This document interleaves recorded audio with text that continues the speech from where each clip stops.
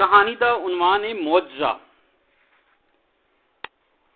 मुट्ठी विच रेत कैद है, नहीं रेत विच मैं कैद हाँ। मैं ते रेत, रेत ते मैं, दोवें एक दूजे नाल जुड़े, दोवें एक दूजे तो वख, दोवें इक्को जिहे, दोवें अपनी अपनी होंद, अपनी अपनी तलाश विच एक दूजे दे कैदी। असी दोवें आज़ाद हाँ, असी दोवें कैद हाँ। नहीं कि असी दोवें आज़ाद कैदी हाँ। अकलापे ने मैनू मेरे तक आवन लई सफ़र वास्ते तैयार कर लिया है। मैं अपने वल दा सफ़र शुरू कर लिया है। इस तरह अपने आप तो बहुत दूर हो गया हाँ। मेरा अपना आप मेरे बहुत नेड़े होंदा जा रहा है, इन्ना नेड़े कि साडे विच दोई दा फर्क मिटदा जांदा है। इंसान नूं सुख सुकून देंदा है, पर दुख उहनूं दुख दी पछाण करांदा है ते सुख दी भी। अपने आप नूं लंभण दी तांग मेरे एवें शुरू नहीं हो गई। इहदे वास्ते मैनूं बहुत दौड़ना पिया। मैं अपने आप तो दूर होवन दी बहुत कोशिश कीती ते कदे लगा भी मैं अपने आप तो बहुत दूर हो गया वां। पर अगले ही पल सब कुछ मुक जांदा, फिर उही वावरोले, फिर उही रातां दी उसल वट्टियां शुरू हो जांदियां ने। रातां नूं घट विखाली देवन वाले शहरां दे आसमान ते खिलदे तारे, हेठां उलाणी मंजी ते किन्नियां सोचां मैनूं घेर लैंदियां। मैं उदों भी कुछ भी नहीं था, हुण भी कुछ नहीं हाँ। घर विच होंदियां भी मैं घर नहीं हुंदा। यह मकान मैनूं रास नहीं आया। यह हाउसिंग सोसाइटी शहर तो 10 मील की विथ पर बनाई गई है। शायद 5वां घर साडा सी। पूरी हाउसिंग सोसाइटी विच उदों नवे घर बनाए जा रहे सन। ठेकेदार इक्को ही सी, बहुत हुशियार, बहुत गल्लां करन वाला, तानू खड़े खलोते वेच जावे। हाजी सी ते भला जिहा नां उहदा हाजी शेर अली। हर वरे होर किधरे जावे ना जावे, हज करन जरूर जांदा। पूरी हाउसिंग सोसाइटी नूं बनावन दा ठेका उहदे कोल है। अद्धी रकम एडवांस देवन तो बाद असी घर दी रकम दीयां बाकी किस्तां देणियां सन ते फिर ही इहदा लैंडर पैना। दरवाजे खिड़कियां लगनियां ते 6 महीने विच यह काम मुकम्मल होना। अंदरला अखीरला कमरा तैयार, जिथे समान लिया के रखिया जा सकदा सी ते हाजी होरां दी मिन्नत करके असी उत्थे आउंदियां थोड़ा बहुत समान भी अंदर टका दिंदे तां जो कब्जा साडे वास्ते जल्दी मुमकिन हो सके। क्यों जे बहुत सारे फ्रॉड हो रहे ने।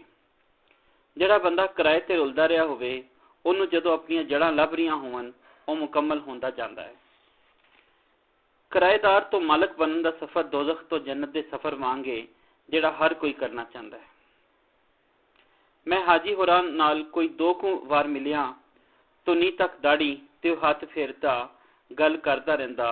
वो डिफेंस विच रहिंदा। एक वजीर उहदा कजन लगदा, जिस करके उहदी जमीन ते एक वड्डे हाउसिंग प्रोजेक्ट का ठेकेदार बन गया। वखरी लैन विच मसीत, कब्रस्तान, सिनेमा नाल ही मार्ट की थां हाले उजाड़ी है। कुछ देर बाद मसीत की नींह रखन वेले हाजी होरां दी खुशी वेखी नहीं जाती। उस वास्ते वह आप ही काम कर रहा। कहता सी कि एक मामूली जिहा मिस्त्री सां, पर जदों मसीत दे नींह तो बाद दे काम की उसारी का वेला आया तो वह कंक्रीट आप बनांदा विखाली देंदा, सीमेंट दीयां बोरियां चुक चुक के लियांदा ते अपने आप नूं बहुत अहम समझदा कि वह एक नेक काम कर रहा। ਉਹਦੇ ਜ਼ਿਹਨ ਵਿੱਚ ਜਿਹੜੀ ਗੱਲ ਅੜ ਜਾਂਦੀ ਹੈ, ਉਹ ਉਸ ਉੱਪਰ ਹੀ ਕਾਇਮ ਰਹਿੰਦਾ ਹੈ, ਭਾਵੇਂ ਉਹ ਗੱਲ ਗਲਤ ਹੀ ਕਿਉਂ ਨਾ ਹੋਵੇ। ਇੱਕ ਵਾਰ ਮਜ਼ਦੂਰ ਕੋਲੋਂ ਮੈਂ ਉਸ ਦੇ ਬਾਰੇ ਪੁੱਛਿਆ ਕਿ ਇੱਕ ਆਮ ਮਿਸਤਰੀ ਕਿਵੇਂ ਡਿਫੈਂਸ ਵਰਗੀ ਐਲੀਟ ਕਲਾਸ ਵਿੱਚ ਜਾਂਦਾ ਹੈ। ਫਿਰ ਉਹ ਅਸਮਾਨ ਵੱਲ ਮੂੰਹ ਕਰਕੇ ਕਹਿੰਦਾ, ਸਭ ਰੱਬ ਦੀਆਂ ਹੀ ਕਰਦੀਆਂ ਨੇ। ਅਸੀਂ ਕਹਿ ਸਕਦੇ ਹਾਂ, ਵਾਕਈ ਰੱਬ ਦੀਆਂ ਕਰਨੀਆਂ ਅੱਗੇ ਕੀ ਹੋ ਸਕਦਾ ਹੈ। ਮਸਜਿਦ ਦੀ ਨੀਂਹ ਰੱਖਦਿਆਂ ਹੀ 2-3 ਦਿਨਾਂ ਤੱਕ ਇੱਕ ਪਾਸੇ ਦੀਆਂ ਦੀਵਾਰਾਂ ਉਸਰ ਗਈਆਂ। शहर के बहुत सारे अमीर कबीर इलाकों तो वध के सुंदर मसीत बनावन का सुपना हाजी होरां ने वेखिया है, जिहदे विच भरवें तरीके नाल अरबी तर्ज के आर्ट नूं विखाया जा रहा। मसीत की इमारत उसर गई है, कब्रस्तान खाली पिया है, ना कोई स्कूल बनया है, ना लाइब्रेरी की सोच है। टावें टावें होर घरां दीयां बुनियादां भी रखियां जा चुकियां ने। ਮੈਂ ਦੂਰ ਦੂਰ ਤੱਕ ਨਜ਼ਰ ਮਾਰਨ ਲਈ ਛੱਤ ਉੱਤੇ ਚਲਾ ਜਾਂਦਾ। ਲੈਂਟਰ ਦੇ ਵਿੱਚ ਪੈ ਜਾਵਨ ਮਗਰੋਂ ਉੱਤੇ ਜਾਵਨ ਵਿੱਚ ਕਾਫੀ ਸੌਖਤ ਹੁੰਦੀ ਤੇ ਸਕੂਨ ਮਿਲਦਾ। ਹਾਲੇ ਆਲ ਦੁਆਲੇ ਫਸਲਾਂ ਲੱਗੀਆਂ ਹੋਈਆਂ ਸਨ। ਸਾਹਮਣੇ ਘਰਾਂ ਵਿੱਚ ਕੁਝ ਲੋਕਾਂ ਨੇ ਆ ਕੇ ਵਸੋਂ ਅਖਤਿਆਰ ਕਰ ਲਈ। ਡਾਕਖਾਨੇ ਦੇ ਮਹਿਕਮੇ ਦੇ ਇੱਕ ਵੱਡੇ ਅਫਸਰ ਨਾਲ ਮੇਰੀ ਦੁਆ ਸਲਾਮ ਹੋਈ। ਸਾਡੇ ਮਕਾਨ ਦੇ ਵਿਚਕਾਰ ਇੱਕ ਖਾਲੀ ਪਲਾਟ ਦੀ ਵਿੱਥ ਤੇ ਆ ਕੇ ਉਸ ਦੱਸਿਆ ਹੈ। ਉਹਦੇ ਨਾਲ ਹੀ ਸ਼ਾਮਾਂ ਦਾ ਘਰ, ਜਿਨ੍ਹਾਂ ਨੇ ਆਂਦੇ ਹੀ ਆਪਣੇ ਘਰ ਉੱਤੇ ਪੰਜਾ ਲਾ ਕੇ ਕਾਲਾ ਝੰਡਾ ਲਹਿਰਾਇਆ। ਸਭ ਨੇ ਉਹਨਾਂ ਨੂੰ ਸ਼ਾਹ ਸਾਹਿਬ ਕਹਿਣਾ ਸ਼ੁਰੂ ਕਰ ਦਿੱਤਾ। 2 ਗਲੀਆਂ ਦੀ ਵਿੱਥ ਤੇ ਨੁੱਕਰ ਵਾਲੇ ਘਰ ਵਿੱਚ ਮੈਡਮ ਜਮੀਲਾ ਆ ਗਈ, ਜੋ ਕਿਸੇ ਵੇਲੇ ਇੱਕ ਸਕੂਲ ਵਿੱਚ ਸਾਇੰਸ ਟੀਚਰ ਰਹਿ ਚੁੱਕੀ ਸੀ। ਹੁਣ ਮੁੱਕਦੀ ਜਵਾਨੀ ਨੂੰ ਸੰਭਾਲਣ ਲਈ ਕਰੀਮਾਂ ਨੂੰ ਵਰਤ ਕੇ ਉਹਦੇ ਚਿਹਰੇ ਦੀ ਸਖਤੀ ਹੋਰ ਵਾਜ਼ਿਆ ਹੋ ਗਈ ਹੈ ਤੇ ਆਪਣੀਆਂ ਸਖਤ ਲੂਆਂ ਨੂੰ ਚਾਂਦਿਆਂ ਵੀ ਛੁਪਾ ਨਹੀਂ ਸਕਦੀ। ਉਹਨੂੰ ਆਪਣੇ ਆਪ ਨੂੰ ਲੁਕਾਉਣ ਤੋਂ ਵੱਧ ਵਿਖਾਉਣ ਦਾ ਸ਼ੌਕ ਹੈ।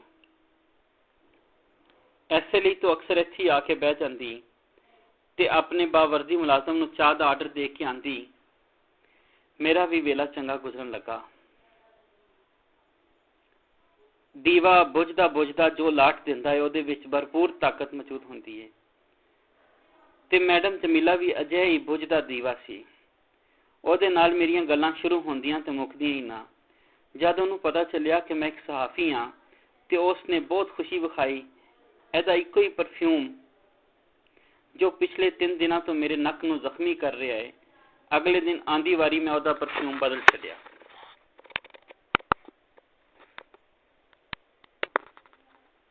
ਕਾਲੇ ਬੱਦਲ, ਠੰਡੀਆਂ ਹਵਾਵਾਂ ਦਾ ਮੌਸਮ ਸ਼ੁਰੂ ਹੋ ਗਿਆ।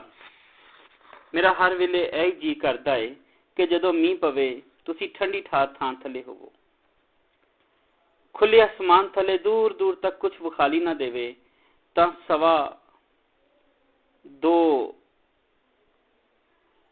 ਸਵਾਦ ਵੱਧ ਜਾਂਦਾ ਹੈ। ਅਖੀਰ ਮੇਰੇ ਇਹ ਸਾਰੇ ਸੁਪਨੇ ਉਦੋਂ ਸੱਚ ਹੋ ਗਏ ਜਦੋਂ ਅਸੀਂ ਨਵੇਂ ਮਕਾਨ ਵਿੱਚ ਆ ਵਸੇ। ਜਿਹਦੇ ਗੇਟ ਤੋਂ ਬਾਹਰ ਨਿਕਲਦੇ ਆਂ ਤੁਸੀਂ ਕੁਦਰਤ ਦੇ ਹੋਰ ਨੇੜੇ ਆ ਜਾਂਦੇ ਹੋ। ਆਲ ਦੁਆਲੇ ਆਬਾਦੀ ਵਧਣ ਲੱਗੀ ਏ। ਨਵੇਂ ਘਰਾਂ ਦੀ ਤਾਮੀਰ ਮੁਕੰਮਲ ਹੋ ਚੁੱਕੀ। ਹਾਜੀ ਹੋਰੀ ਇਸ ਸਾਲ ਦਾ ਸਾਰਾ ਕੰਮ ਕਰਨ ਮਗਰੋਂ ਹਜ ਵਾਲੇ ਮਹੀਨੇ ਤੋਂ ਪਹਿਲਾਂ ਹੀ ਹਜ ਕਰਨ ਲਈ ਜਾ ਚੁੱਕੇ ਸਨ, ਕਿਉਂਕਿ ਉਹ ਉੱਥੇ ਲੰਮਾ ਚਿਰ ਗੁਜ਼ਾਰਨਾ ਚਾਹੁੰਦੇ ਸਨ। ਨਵੇਂ ਘਰ ਦੀ ਖੁਸ਼ੀ ਕਿਹਨੂੰ ਨਹੀਂ ਹੁੰਦੀ। ਨਵੇਂ ਇਲਾਕੇ ਵਿੱਚ ਨਵੀਂ ਹਾਊਸਿੰਗ ਸੁਸਾਇਟੀ ਹਰ ਕਿਸੇ ਨੂੰ ਆਪਣੀ ਆਪਣੀ ਪਈ ਹੁੰਦੀ ਹੈ। ਕੋਈ ਕਿਸੇ ਦਾ ਜਾਣੋ ਨਹੀਂ, ਕੋਈ ਕਿਸੇ ਦਾ ਗਮਖਾਰ ਨਹੀਂ, ਕੋਈ ਈਦ ਸ਼ਬਰਾਤ ਨਹੀਂ। ਇਹਨਾਂ ਵਿੱਚੋਂ ਬਹੁਤ ਸਾਰੇ ਅਜਿਹੇ ਵੀ ਸਨ ਜਿਨ੍ਹਾਂ ਨੇ ਰਿਟਾਇਰਮੈਂਟ ਬਾਅਦੋਂ ਕਰ ਲਿਆ। ਉਹਨਾਂ ਦੀ ਨਵੀਂ ਨਸਲ ਇਸ ਘਰ ਨੂੰ ਨਵੇਂ ਸਿਰਿਓਂ ਵਸਾ ਰਹੀ ਸੀ। ਉਹ ਵਿਚਾਰੇ ਅਕਸਰ ਆਪਣੇ ਆਪਣੇ ਘਰਾਂ ਦੇ ਵੱਡੇ ਵੱਡੇ ਗੇਟਾਂ ਸਾਹਮਣੇ ਆਪਣੀ ਕੁਰਸੀ ਰੱਖ ਕੇ ਬਹਿ ਜਾਂਦੇ। ਵਿੱਚੋਂ ਵਿੱਚ ਕੁਝ ਉਹ ਲੋਕ ਵੀ ਮੌਜੂਦ ਸਨ ਜੋ ਆਪਣੇ ਦੁੱਖਾਂ ਨੂੰ ਲੁਕਾਉਣ ਲਈ ਹੱਸੀ ਜਾਂਦੇ।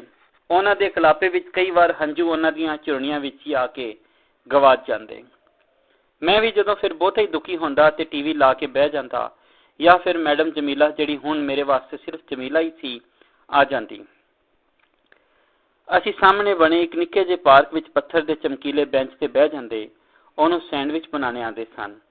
ਹੌਲੀ ਹੌਲੀ ਉਹਦੇ ਫਿੱਕੇ ਜਿਹੇ ਸੈਂਡਵਿਚ ਮੈਨੂੰ ਵੀ ਸਵਾਦੀ ਲੱਗਣ ਲੱਗ ਪਏ। ਟੀਵੀ ਔਨ ਕੀਤਾ। ਮੈਂ ਛਿੰਦੇ ਦਾ ਗਾਣਾ ਵੇਖਿਆ ਤੇ ਚੈਨਲ ਦੀ ਦੌੜ ਵੱਲ ਨੱਸਦਾ ਰੁਕ ਗਿਆ। ਗੋਰੀਆਂ ਚਿੱਟੀਆਂ ਦੇ ਨਾਲ ਨਾਲ ਕਾਲੀਆਂ ਛਾਂ। ਛਿੰਦੇ ਦੇ ਬੋਲ ਸਮਝ ਆਵਣ ਨਾ ਆਵਣ, ਉਹਨਾਂ ਦੇ ਜਜ਼ਬਾਤ ਵਿੱਚ ਖੁੱਭਿਆ ਹੀ ਸਾ ਕਿ ਮੋਬਾਈਲ ਫੋਨ ਦੀ ਵਾਈਬ੍ਰੇਸ਼ਨ ਹੋਣ ਲੱਗੀ।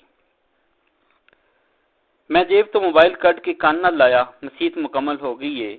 ਕੱਲ ਨਵਾਂ ਮੌਲਵੀ ਆਇਆ, ਸਭ ਸੁਸਾਇਟੀ ਦੇ ਰਹਿਣ ਵਾਲਿਆਂ ਨੂੰ ਮਿਲਣਾ ਚਾਹੁੰਦਾ ਹੈ। ਉਹਦਾ ਇੱਕ ਸ਼ਾਗਿਰਦ ਸੁਨੇਹਾ ਦੇ ਕੇ ਗਿਆ ਹੈ। ਮੈਂ ਅੱਗੋਂ ਹੂੰਕ ਕੀਤੀ ਕਿ ਦਰਵਾਜ਼ੇ ਦੀ ਦਸਤਕ ਨਾਲ ਉਹਦੀ ਆਵਾਜ਼ ਸੁਣੀ, ਤੇਰੇ ਕੋਲ ਆਂਦਾ ਹੀ ਹੋਣਾ ਹੈ, ਕੱਲ ਮੈਨੂੰ ਨਾਲ ਲੈ ਕੇ ਜਾਈਂ, ਇਕੱਠੇ ਚੱਲਾਂਗੇ।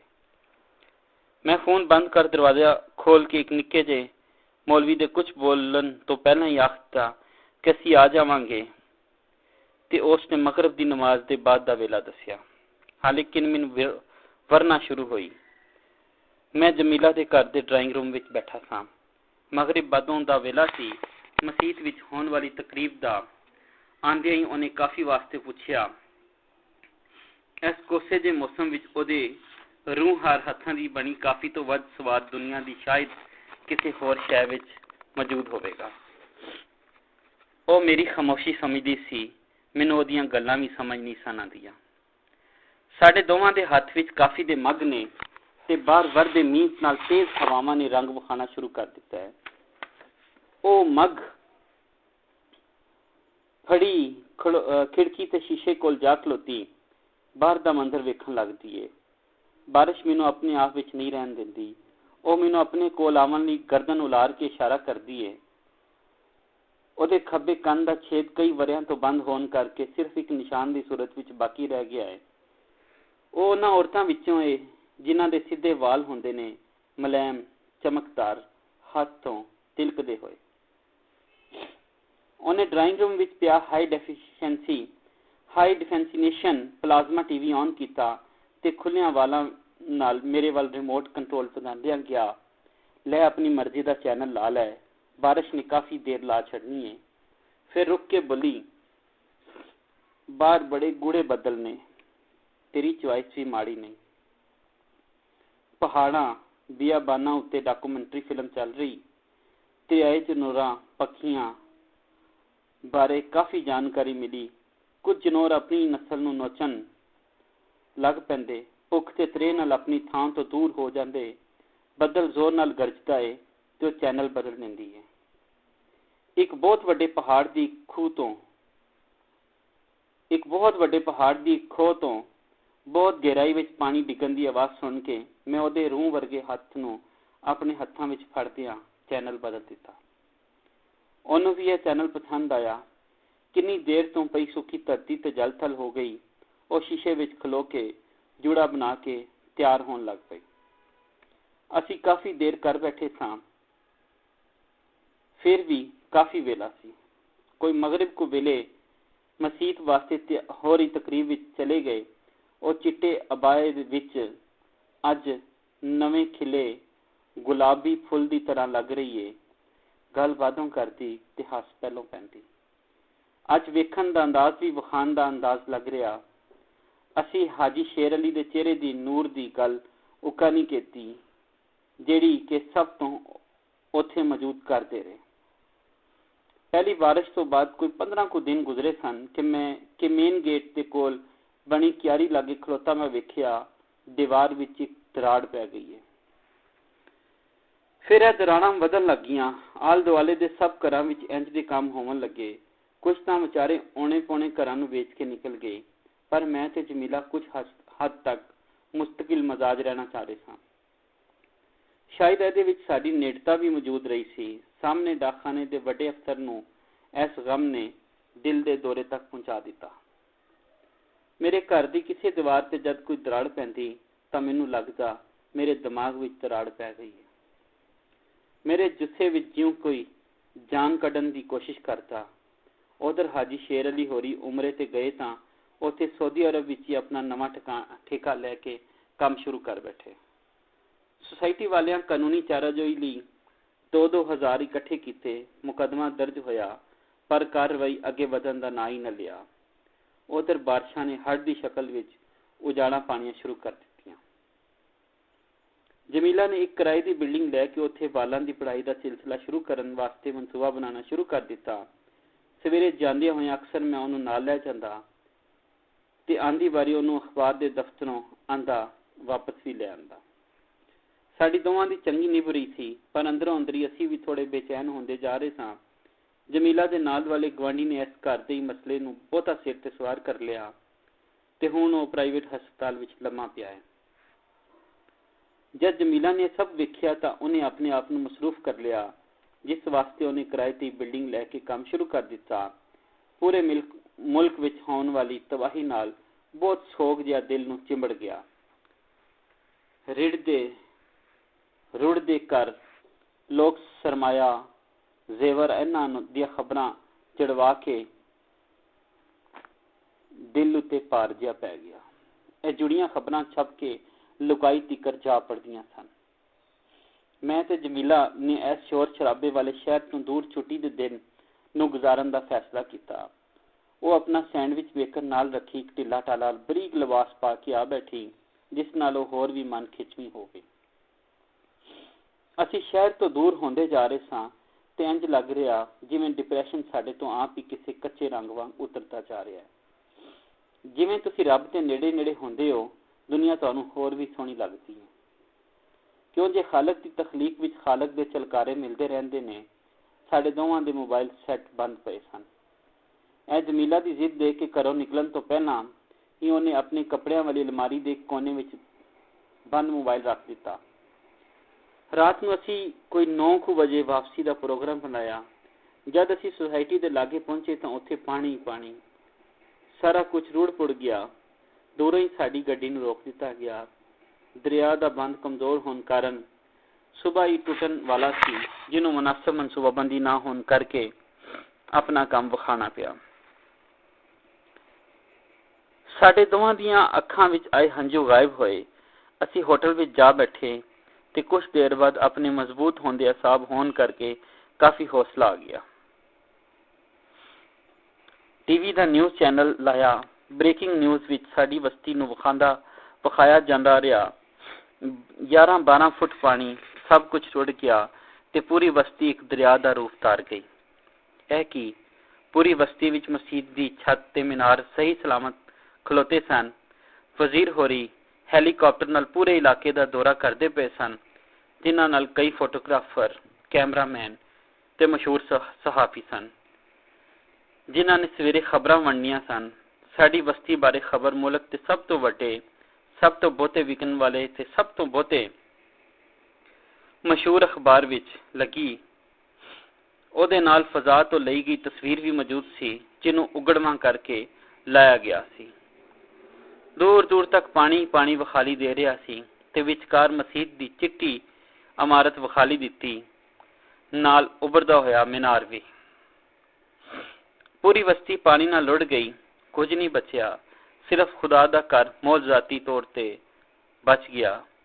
ਖਬਰ ਪੜ੍ਹ ਕੇ ਮੈਂ ਤੇ ਜਮੀਲਾ ਇੱਕ ਦੂਜੇ ਨੂੰ ਐਵੇਂ ਵੇਖ ਰਹੇ ਸਾਂ ਜਿਵੇਂ ਦੋਵਾਂ ਨੂੰ ਮੌਜੇ ਦੀ ਸਮਝ ਆ ਗਈ ਹੋਵੇ।